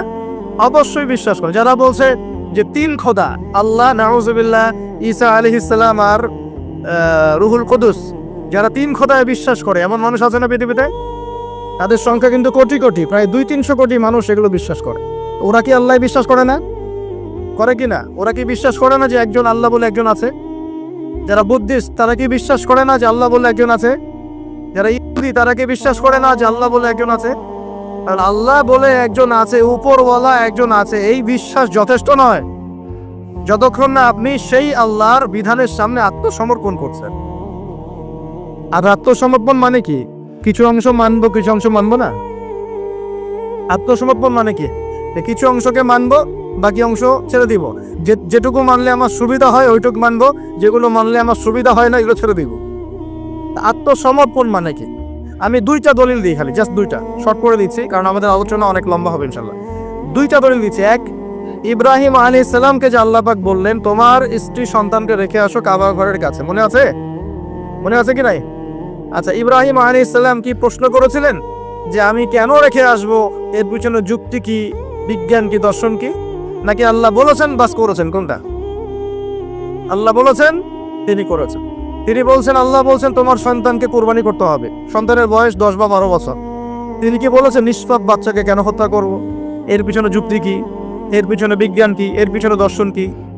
আল্লাহ কাজটা তো ভালো মনে হচ্ছে না, এরকম করে প্রশ্ন করেছেন? নাকি আল্লাহ যা বলেছেন তাই করার জন্য প্রস্তুতি নিয়েছিলেন? কোনটা? এই কারণে ইব্রাহিম আলাইহিস সালামকে আল্লাহ পাক বলছেন আমার খলিল, আমার বন্ধু। ইয ক্বালা লাহু রাব্বুহু আসলিম, যখনই তার রব তাকে বলেছে আসলিম, আত্মসমর্পণ করো, ক্বালা আসলামতু লিরাব্বিল আলামিন, ইব্রাহিম বলেছে আমি আমার রবের সামনে আত্মসমর্পণ করলাম। সুবহানাল্লাহ। এই হলো মুসলিম। আর ইব্রাহিম আলাইহিস সালাম তোমাদের পিতা, মুসলিম জাতির পিতা, হুয়া সাম্মাকুমুল মুসলিমিন, যিনি তোমাদের নামকরণ করেছেন মুসলিম। মা কানা ইব্রাহিম ইহুদিয়্যা ওয়ালা নাসরানিয়্যা, ইব্রাহিম একজন ইহুদি ছিল না, নাসারাও ছিল না। ওয়ালাকিন কানা হানিফাম মুসলিমা, তিনি ছিলেন একজন হানিফ, একনিষ্ঠ মুসলিম। তাহলে ইব্রাহিম কেমন মুসলিম ছিলেন? প্রশ্ন করা মুসলিম না আত্মসমর্পণ করা মুসলিম? এখন মুসলিমদেরকে বোঝাতে হয় নামাজের বৈজ্ঞানিক ব্যাখ্যা কি, তারপর নামাজ পড়ে। জাকাতের অর্থনৈতিক ভিত্তি কি, জাকাতের সামাজিক সুফল কি বোঝাতে হয়, তারপর জাকাত দেয়। রমজানের মেডিকেল ব্যাখ্যা কি, রোজা রাখলে শরীর কিভাবে ভালো থাকে, এগুলো বোঝানোর পর রোজা রাখে। বোঝাতে হয় যে আল্লাহ পাকের বিধান যেগুলো আছে, যেমন চোরের হাত কেটে ফেলা, হ্যাঁ, ধর্ষকের শাস্তি দেওয়া, মৃত্যুদণ্ড দেওয়া প্রকাশ্যে, এগুলো বোঝাতে হয় যে এগুলোর সামাজিক পলিটিক্যাল ভিত্তি আছে, এগুলো দিলে সোশ্যালি শান্তি কায়েম হয়। বোঝানোর পরেও তারা মানতে চায় না। ইব্রাহিম আলাইহিস সালাম আল্লাহর আদেশ আসার সাথে সাথেই আত্মসমর্পণ করতেন। এই হলো মুসলিম। তাহলে ইসলাম কাকে বলে? আত্মসমর্পণ, নাকি কিছু অংশ মানবো আর কিছু অংশ মানবো না? এখন আমরা যে কিছু অংশ মানি কিছু অংশ মানি না, এটা দেখার জন্য আপনাকে রমজান মাস পর্যন্ত অপেক্ষা করতে হবে। কিরকম? রমজান মাসে দেখবেন যে নামাজ পড়লো মাশাআল্লাহ, তারাবির নামাজ, ব্যবসা করতে গিয়ে দেখবেন মাপে কম দিবে। তার মানে সে নামাজ ইবাদত বন্দেগী জীবনে আল্লাহকে মানে ঠিকই, অর্থনৈতিক জীবনে আল্লাহকে মানে না। ওখানে তার কাছে মনে হচ্ছে আল্লাহ দেখছেন না, এখানে আমি যা ইচ্ছা তাই করতে পারবো। একজন পরেজগার ব্যক্তি, তাহাজ্জুদ গোজার, মাশাআল্লাহ, রাতে তাহাজ্জুদ পড়েন, দেখবেন অফিসে গিয়েছে, আদালতে, অন্যান্য জায়গায় গিয়েছে, চাকরি ক্ষেত্রে, সেখানে গিয়ে টেবিলের তল দিয়ে টাকা নেওয়া শুরু করেছে। তো তার ধারণা যে এখানে আল্লাহ তাকে দেখছে না, নামাজ আল্লাহ তাকে দেখছে। আবার আমাদের দিনই বোন অনেকে রোজা রাখে, মাশাআল্লাহ, রোজা রেখেও দেখবেন সিরিয়াল দেখছে, গীবত করছে, বেপরদা হয়ে বাইরে করছে কিনা, আবার রোজাও কিন্তু রাখছে। তার মানে তার ধারণা যে ইবাদত বন্দেগী জীবনে আল্লাহ আমাকে, এখানে লা ইলাহা ইল্লাল্লাহ ঠিক আছে, মুহাম্মদুর রাসূলুল্লাহ ঠিক আছে, কিন্তু সেটা এই পর্দার ক্ষেত্রে, অন্যান্য জীবনের অন্যান্য ক্ষেত্রে আমি লা ইলাহা ইল্লাল্লাহ মুহাম্মদুর রাসূলুল্লাহর পরোয়া করছি না। আমরা অনেক মানুষকে দেখেছি ব্যক্তিগতভাবেও এবং সোশ্যালিও, ইবাদত বন্দেগী জীবনে পাক্কা মুসলমান, একদম কপালে সেজদার দাগ পড়ে গেছে, পায়ের মধ্যে সেজদার দাগ পড়ে আছে, ওই ব্যক্তি অর্থনৈতিক জীবনে গিয়ে পাক্কা সুখর আছে কি নাকি? এমন লোকের অভাব আছে? আমরা মোটামুটি অনেকেই এর মধ্যে ইনভলভ হয়ে যাই। আমরা একটা জিনিস বোঝাতে ব্যর্থ হচ্ছি, এবং এই মাহফিলের সিজনে এই একটা দাওয়াতই আমি দেওয়ার চেষ্টা করেছি, সেটা হলো নিজেকে এবং আপনাদেরকেও, যে ইসলাম আংশিক কোনো জীবন ব্যবস্থা নয়। ইসলামের মধ্যে প্রতিটা বিষয়ের হেদায়েত আছে। আমি মানতে পারি না পারি, আগে আমাকে আত্মসমর্পণ তো করতে হবে নাকি? আমি হয়তো মানতে পারছি না, আমি জানি এই যুগে 100% ইসলাম পালন করা এত সহজ নয়। এটা কথা বলা সহজ, কিন্তু কাজ করা এতটা সহজ নয়। যদি করতে চাই পাহাড়ে চলে যাওয়া লাগবে, পাহাড়ে গরু ছাগল চড়াইতে হবে, ওখানে একদম ফিতনামুক্ত পরিবেশে নিজে চাষবাস করে খাইতে হবে, ছাগলের দুধ ধোয়াই খাইতে হবে, ওখানে আজান দেওয়া লাগবে, ইকামত দেয়, আজান নামাজ পড়া লাগবে, ফিতনা থেকে দূরে থাকা লাগবে, তাহলে 100% পালন করতে পারবো হয়তো। এই সমাজে, এই সামাজিক ব্যবস্থায় থেকে 100% ইসলাম পালন করা, যে বলবে সে মিথ্যা কথা বলছে। আমি যদি বলি আমি মিথ্যা কথা বলছি। 100% ইসলাম পালন করা এই যুগে এত সহজ নয়, এত সহজ নয়। কিন্তু আমি জানি সহজ নয়, কিন্তু আমরা তো নিয়াত করতে পারি নাকি, যে আল্লাহ আমি বিশ্বাস করি কোরআন এবং সুন্নাহই চূড়ান্ত, এবং এর মধ্যেই জীবনের সবকিছুর হেদায়েত আছে। আল্লাহ আমি এর সামনে আত্মসমর্পণ করলাম, তুমি আমাকে পরিপূর্ণ জীবনে ইসলাম পালনে তৌফিক দাও আল্লাহ। এই দোয়াটা করা যায় তো, এই নিয়াতটা তো করা যায়। ইন্নামাল আমালু কি, ইন্নামাল আমালু বিন্নিয়াত, কাজের ফলাফল ডিপেন্ড করে কিসের উপরে? নিয়াতের উপরে। তো নিয়াতটা করি ইনশাআল্লাহ। এখন নামাজ পড়তে পারছি, কালকে দাঁড়িয়েও রাখবো ইনশাআল্লাহ। কালকে দাঁড়িয়ে রেখেছি, পাক্কা মুসল্লি হয়েছি, ফরজ আদায় করছি, কালকে সুন্নত নফলও পড়বো ইনশাআল্লাহ। নামাজ ঠিক হয়ে গেছে আলহামদুলিল্লাহ, তাহাজ্জুদ পর্যন্ত পড়ছি। আমার অর্থনৈতিক জীবনে সুদও ছাড়বো ইনশাআল্লাহ, ঘুষও ত্যাগ করবো ইনশাআল্লাহ, অন্যের সম্পদ আত্মসাৎ করাও বন্ধ করবো ইনশাআল্লাহ, দুর্নীতি বন্ধ করবো ইনশাআল্লাহ। আজকে আমি মুসল্লি হয়েছি, আমার পরিবারে পর্দাও কায়েম করবো ইনশাআল্লাহ। আমার পরিবার ঠিক আছে ইনশাআল্লাহ, আমি সামাজিক দায়িত্ব পেয়েছি, আমি আমার সাধ্যমতো সমাজে ইসলাম প্রতিষ্ঠার চেষ্টা করবো ইনশাআল্লাহ। চেষ্টা তো করতে হবে, আল্লাহ পাক চেষ্টা দেখবেন। যদি চেষ্টাটাও না করি, আল্লাহর কাছে কি জবাব দিব, কি মুখ দেখাবো? আমাদের সবাইকে নবী সাল্লাল্লাহু আলাইহি ওয়াসাল্লামের সামনে মুখ দেখাতে হবে না? একবার দেখাতে হবে ইচ্ছাই হোক আর অনিচ্ছাই হোক, আর একবার দেখাতে হবে ঐচ্ছিকভাবে। বুঝাচ্ছি কিভাবে? ইচ্ছাই হোক আর অনিচ্ছাই হোক কোথায়? কবরে। কোথায়? সবাইকে দেখানো হবে। আমি আপনি এভরিবডি, সবাই দেখবে আমাদের নবী মুহাম্মদ সাল্লাল্লাহু আলাইহি ওয়াসাল্লামের এই নূরানি চেহারা, সবাই দেখবে ইনশাআল্লাহ। আল্লাহ পাক প্রশ্ন করবেন, ফেরেশতাদের মাধ্যমে প্রশ্ন করাবেন, মান হাযা রাজুল বুইসা ফীকুম, এই ব্যক্তিকে যাকে তোমাদের কাছে পাঠানো হয়েছে। পৃথিবীতে যদি আমরা রাসূলের সুন্নাহ মতো চলতে পারি বা চলার চেষ্টা করি, ইনশাআল্লাহ সেই ব্যক্তি বলতে পারবে যে তিনি হচ্ছেন রাসূলুল্লাহ সাল্লাল্লাহু আলাইহি ওয়াসাল্লাম। আমি আল্লাহর কিতাব পড়ে জেনেছিলাম যে তিনি আল্লাহর রাসূল সাল্লাল্লাহু আলাইহি ওয়াসাল্লাম। আর যারা দুনিয়াতে চেষ্টা পর্যন্ত করবে না, তারা কি উত্তর দিতে পারবে? তাই মনে হয়। আর একবার হচ্ছে ঐচ্ছিক। এটা কেমন? রাসূল সাল্লাল্লাহু আলাইহি ওয়াসাল্লাম হাউজে কাউসারের সামনে দাঁড়িয়ে থাকবেন, আকাশের তারা যত বেশি তার চেয়ে বেশি হবে পানপত্র, গ্লাস। তো নবী সাল্লাল্লাহু আলাইহি ওয়াসাল্লাম সবাইকে হাউজে কাউসারের পানি পান করাবেন। ওই দিন অন্য কোনো ব্র্যান্ডের পানি চলবে না, শুধু হাউজে কাউসারের পানি চলবে। মাম পানি, প্রাণ পানি, এসব পানি নাই, শুধু হাউজে কাউসারের পানি। কথা বুঝতে পারছ? কোনো ড্রিঙ্কস নাই, সফট ড্রিঙ্কস, হার্ড ড্রিঙ্কস, কোনো ড্রিঙ্কস নাই, শুধু কি হাউজে কাউসারের পানি। এই পানি ছাড়া কোনো পানি নাই। এই পানি যে খাবে, এই যে 50,000 বছরের সমান দিন, কিয়ামতের দিন, এই দিনে সে ইনশাআল্লাহ পিপাসার্ত হবে না। সে আর কোনোদিনও পিপাসার্ত হবে না ইনশাআল্লাহ। আর যে ব্যক্তি পান করতে পারবে না, তার কি অবস্থা সেটা বুঝতেই পারছেন। সবাইকে নবীজি পান করাতে থাকবেন, হঠাৎ পর্দা পড়ে যাবে, হঠাৎ একটা পর্দা পড়ে যাবে, অদৃশ্য পর্দা। নবীজি বলবেন, ইন্নাহু মিন্নি, এরা তো আমার উম্মত। কেন পর্দা পড়ে গেল? আল্লাহ পাক জানিয়ে দিবেন, ইয়া রাসূলুল্লাহ সাল্লাল্লাহু আলাইহি ওয়াসাল্লাম, ইয়া নবী আল্লাহ, হে আল্লাহর নবী, আপনি জানেন না, ইন্নাকা লা তাদরি, আপনি জানেন না, মা আহদাসু বা'দাকা, আপনার ইন্তেকালের পরে এর আপনার শরীয়তের মধ্যে কত নতুন নতুন বেদাত চালু করেছে, কত নতুন নতুন আমল চালু করেছে, আকীদা চালু করেছে, এটা আপনি জানেন না। ইন্নাকা লা তাদরি মা আহদাসু বা'দাক, সহিহ বুখারীর মধ্যে হাদিস আসছে। নবীজি তখন বলবেন, সুহকান সুহকান, দূর হও দূর হও, লিমান গায়্যারা বা'দি, যারা আমার পরে দিনকে পরিবর্তন করেছো তারা দূর হয়ে যাও। প্রিয় ভাইয়েরা, আমরা নিয়াত করতে পারি তো ইনশাআল্লাহ যে আমরা জীবনের প্রতিটা ক্ষেত্রে রাসূলের সুন্নাহ মেনে চলার চেষ্টা করবো ইনশাআল্লাহ। এবং ইসলাম মানে আত্মসমর্পণ, আল্লাহর সামনে নিজের ইচ্ছাকে সমর্পণ করে দিব ইনশাআল্লাহ। কতটুকু পারবো না পারবো সেটা পরে, আগে আত্মসমর্পণ করবো, ইনশাআল্লাহ আল্লাহ পাক রাস্তা দেখাবেন ইনশাআল্লাহ। বিশ্বাস করেন, যে ব্যক্তি চাইবে আল্লাহর কাছে মন থেকে, আল্লাহ আমি নামাজ পড়ছি, মাশাআল্লাহ আমি পর্দা কায়েম করেছি, আমি কোরআন তেলাওয়াত শিখছি, দিনের ফিকির করছি, দিন প্রচারের চেষ্টা করছি, আল্লাহ আমাকে তুমি সুদও ছাড়া তৌফিক দাও, আল্লাহ অবশ্যই তাকে তৌফিক দিবেন ইনশাআল্লাহ। যে আল্লাহর কাছে যা চাইবে আল্লাহ পাক তাকে সেটাই দিবেন ইনশাআল্লাহ। একটা প্রবাদ আছে যে মানুষকে সে কারণেই সৃষ্টি করা হয়েছে, যে উদ্দেশ্যে সে, মানে যে গন্তব্যে সে ধাবিত হবে, ওই কারণেই মানুষকে সৃষ্টি করা হয়েছে। যদি আমরা জান্নাতের দিকে ধাবিত হতে চাই, দেখবেন ওই কাজগুলোকে আল্লাহ আপনার জন্য সহজ করে দিয়েছে। এটা হবে ইনশাআল্লাহ। আপনি শুধু একবার মন থেকে আল্লাহর দিকে ফিরে আসেন, আল্লাহ আপনাকে সময় দিবে, আল্লাহ আপনাকে রিজিক দিবে, আল্লাহ আপনাকে ওস্তাদ দিবে, আল্লাহ আপনাকে বন্ধু দিবে, আল্লাহ আপনাকে পরিবেশ দিবে, আল্লাহ আপনাকে দিন শেখা সহজ করে দিবে, হালাল রিজিকের পথ করে দিবেন, নেককার স্ত্রী দিবেন, নেককার সন্তান দিবেন, আল্লাহর পথে কাজ করার ট্র্যাক দিবেন, সবই আল্লাহ ব্যবস্থা করে দিবেন ইনশাআল্লাহ।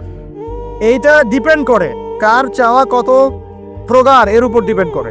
যে যত বেশি জোর খাটিয়ে আল্লাহর কাছে চাইতে পারবে, আল্লাহ পাক তাকে তত বেশি দিবে ইনশাআল্লাহ।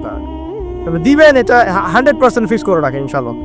আল্লাহ পাক আমাদের সবাইকে পরিপূর্ণ মুসলিম হওয়ার তৌফিক এনায়েত করুন। প্রিয় ভাইরা, যেখানে ছিলাম, আইয়ামে জাহিলিয়াতে এমন শিরক ছিল, 1 নাম্বার। 2, আইয়ামে জাহিলিয়াতে ঠিক এমনই সুদ ছিল। আমাদের সমাজে সুদ আছে না, এরকম সুদভিত্তিক অর্থনৈতিক সিস্টেম ছিল আইয়ামে জাহিলিয়াতের মধ্যে। 3 নাম্বার ছিল মাদক। আমাদের সমাজে মাদক আছে না, মাদকের ছড়াছড়ি নাই। এখনকার যুব সমাজে 3টা বড় প্রবলেম। কয়টা? 3টা। একটা হচ্ছে পর্নোগ্রাফি। একটা কি?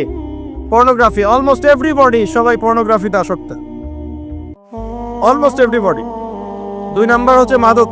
এই যে মাদকের সাথে সবাই না হলেও সমাজের একটা বড় অংশের যুব সমাজ কিন্তু আসক্ত হয়ে আছে।